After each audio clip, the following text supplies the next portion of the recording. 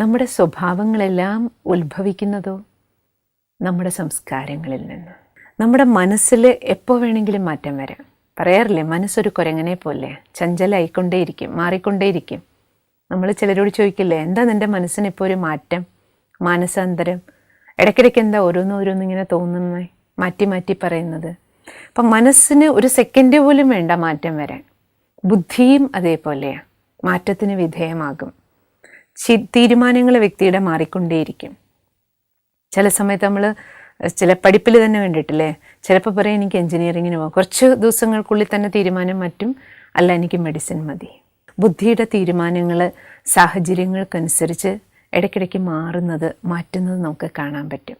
അപ്പം മനസ്സിനും ബുദ്ധിക്കും മാറാൻ കുറച്ച് വേഗത്തിൽ കഴിയും.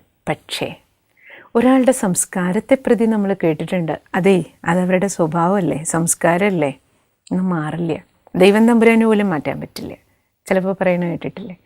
അപ്പം അതിൻ്റെ അർത്ഥം എന്താണ്?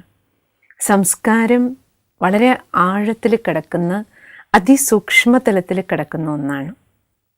അതിൽ പരിവർത്തനം കൊണ്ടുവരിക എന്ന് പറഞ്ഞാൽ അതിന് കുറച്ച് അധ്വാനം ആവശ്യമുള്ള കാര്യമാണ്. മാറില്ല എന്നുള്ളതല്ല, മാറ്റാൻ കഴിയും. പക്ഷെ അതിന് കുറച്ച് നമുക്ക് എഫർട്ട് എടുക്കേണ്ടി വരും, വിധിപൂർവ്വം നമുക്ക് പോകേണ്ടി വരും. അപ്പം അതിൽ നമുക്ക് സംസ്കാരം എങ്ങനെ രൂപം കൊള്ളുന്നു എന്ന് മനസ്സിലാക്കിയാൽ മാത്രമേ നമുക്കൊരു സ്വഭാവത്തെ അല്ലെങ്കിൽ സംസ്കാരത്തെ എങ്ങനെ മാറ്റിയെടുക്കാൻ കഴിയും എന്ന് മനസ്സിലാക്കാൻ കഴിയും. നമ്മുടെ ചിന്തകൾ അല്ലെങ്കിൽ നമ്മുടെ വാക്കുകൾ അല്ലെങ്കിൽ നമ്മുടെ പ്രവൃത്തികൾ അത് തുടർച്ചയായിട്ട് നടക്കുന്നതിൻ്റെ ഫലമായിട്ട് ഒരേ ചിന്തയും വാക്കും പ്രവൃത്തിയും അനേക തവണ ആവർത്തിക്കുമ്പോൾ അത് നമ്മുടെ ഉള്ളിൽ, ആത്മാവിൻ്റെ ഉള്ളിൽ വളരെ ആഴത്തിലുള്ള പതിപ്പുകൾ, മുദ്രണങ്ങൾ ഉണ്ടാക്കും.